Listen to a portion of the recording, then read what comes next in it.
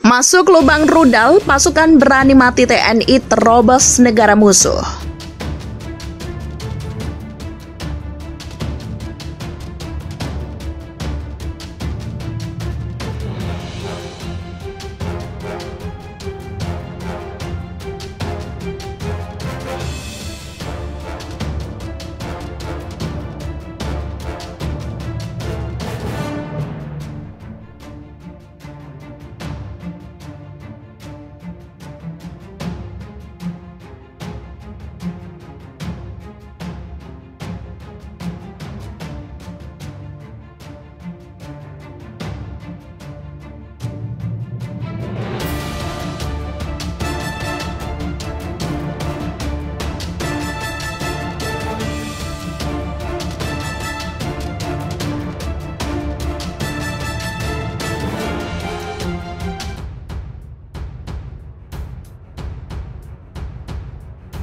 Masuk lubang rudal, pasukan berani mati TNI terobos negara musuh.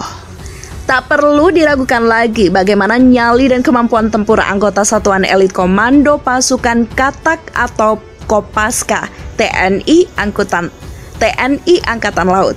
Baru-baru ini sejumlah anggota Kopaska berhasil menyusup ke negara musuh. Pasukan Kopaska tak sendirian, para anggota Satuan Elit itu didukung oleh kapal selam TNI Angkatan Laut KRI Arda Dedali 404 yang tergabung dalam Satuan Kapal Selam Komando Armada 2, Satsel Kuarmada 2. Kapal selam KRI Arda Dedali 404 mendapat perintah melaksanakan operasi infiltrasi menyusup ke negara musuh. Saat memasuki wilayah negara musuh, KRI Arda Dedali duduk di dasar laut dengan kedalaman 15 meter. Saat itu kapal selam TNI Angkatan Laut itu berjarak hingga 2 mil laut atau setara dengan 3,7 km. Disinilah aksi menantang maut pasukan Kopaska dimulai. Memasuki tabung rudal torpedo atau petor, sejumlah prajurit Satuan Elit TNI Angkatan Laut itu diluncurkan. Tanpa terdeteksi, para anggota Kopaska berhasil menerobos wilayah musuh. Selama 2 hari, para prajurit TNI Angkatan Laut dari KRI Arda Dedali 404 maupun Kopaska mendapatkan teori dan familiarisasi peralatan, baik yang dimiliki oleh kapal selam maupun peralatan selam yang digunakan dalam aksi combat driver atau selam tempur. Ini adalah wujud konsistensi sebagai pasukan khusus prajurit mantra laut yang selalu siap untuk digerakkan kapan saja dibutuhkan. Tegas Panglima Koarmada 2, Pangkoarmada 2, Laksamana Muda atau Laksda TNI Iwan Isnurwanto. Ini dilakukan pada malam hari dengan senyap dan tanpa diketahui oleh musuh. Latihan ini membutuhkan kemampuan khusus bagi pengawak kapal selam serta perenang tempur, kesigapan, kecepatan, dan kerahasiaan dalam melaksanakan tugas ini, ujarnya.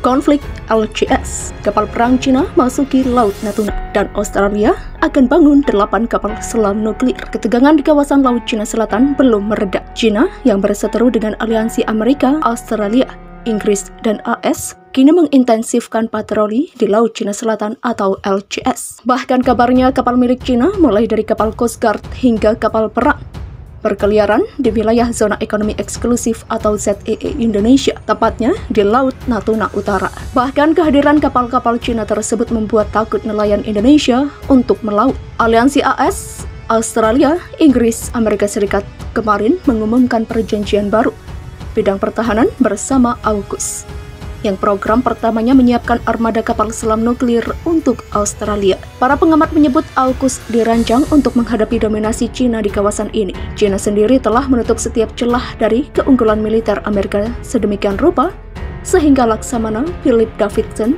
dari AS menyebut Cina bisa secara paksa mengubah status quo. Cina telah berinvestasi dalam kemampuan rudal jelajah dan balistik anti kapal untuk melawan kekuatan Angkatan Laut AS. Ini adalah strategi yang dikenal sebagai penolakan anti-akses atau ARIA atau A2AD. Bagi Beijing, hal ini merupakan pencapaian tujuan yang telah mereka sampaikan, yaitu memenangkan peperangan regional. Pentagon menggambarkan strategi A2AD Cina sebagai sarana untuk menghalangi atau tidak diperlukan atau jika diperlukan mengalahkan intervensi pihak ketiga terhadap serangan berskala besar dari Tentara Pembebasan Rakyat Cina. Cina bahkan memiliki rencana yang disebut sebagai Pearl Harbor ruang angkasa. Merujuk ke serangan Jepang di Hawaii dalam PD2, Cina bisa meluncurkan serangan mendadak untuk menghancurkan satelit AS dan melumpuhkan militer negara itu.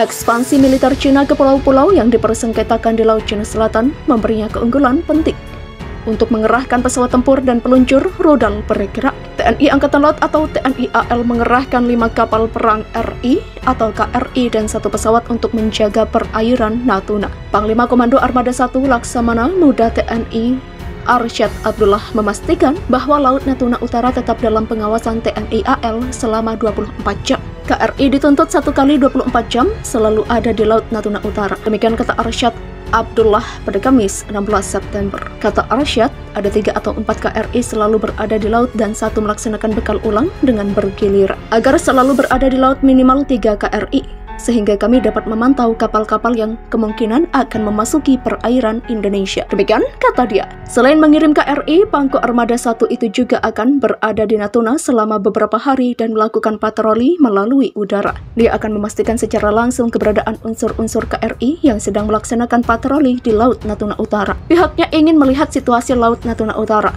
apakah sesuai dengan isu yang beredar beberapa waktu terakhir.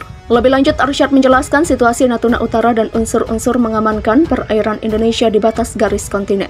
Sebab, ini merupakan garis batas yang telah disepakati dengan negara tetangga yaitu Vietnam, sehingga kita mengamankan. Namun dia menegaskan tidak ada kapal asing memasuki perairan kita untuk melaksanakan eksplorasi maupun eksploitasi. Australia akan membangun 8 kapal selam bertenaga nuklir. Pembangunan kapal selam bertenaga nuklir tersebut berada di bawah Kemitraan Keamanan Indo-Pasifik dengan Amerika Serikat dan Inggris. Rencana tersebut dinilai para analis akan membuat Cina gusar. Pasalnya, negeri tirai bambu itu tidak menyambut baik pembentukan blok-blok yang dapat merugikan pihak lain. Indonesia mendorong Australia tetap memenuhi kewajiban untuk menjaga perdamaian, stabilitas, dan keamanan di kawasan. Hal tersebut disampaikan dalam pernyataan resmi Indonesia menyusul rencana Australia yang akan membangun 8 kapal selam bertenaga nuklir. Indonesia mendorong Australia untuk terus memenuhi kewajibannya untuk menjaga perdamaian, stabilitas, dan keamanan di kawasan sesuai dengan Treaty of Amity and Cooperation. Demikian salah satu pernyataan tertulis Indonesia dikutip dari situs resmi Kementerian Luar Negeri pada Jumat 17 September.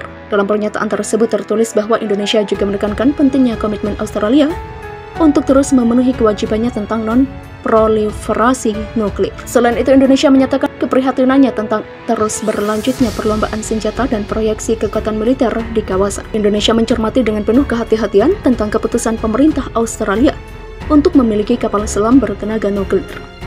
Demikian tulis keterangan lain. Oleh karena itu, Indonesia pun mendorong Australia dan pihak-pihak terkait lain untuk terus mengedepankan dialog, terutama dalam menyelesaikan perbedaan agar tercapai secara damai. Dalam kaitan ini, Indonesia menekankan pentingnya penghormatan terhadap hukum internasional termasuk UNCLOS 1982 dalam menjaga perdamaian dan keamanan di kawasan. Demikian tutup pernyataan tersebut. Ketua Komisi 1 DPR RI, Mautia Hafid, menyayangkan rencana pemerintah Australia, Inggris, dan Amerika Serikat dalam membangun kapal selam nuklir di Australia. Saya kecewa atas rencana Australia dalam membangun kapal selam nuklir.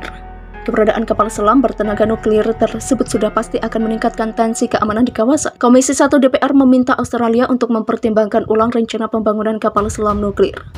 Demikian kata Mautia pada Jumat 17 September. Sebagai negara tetangga, menurut Mautia, sebaiknya Australia juga mendukung program regional ASEAN untuk menjaga keamanan dengan tetap memprioritaskan pendekatan non-kekerasan dan menghormati hukum internasional termasuk UNCLOS 1982 dan perjanjian non-proliferasi.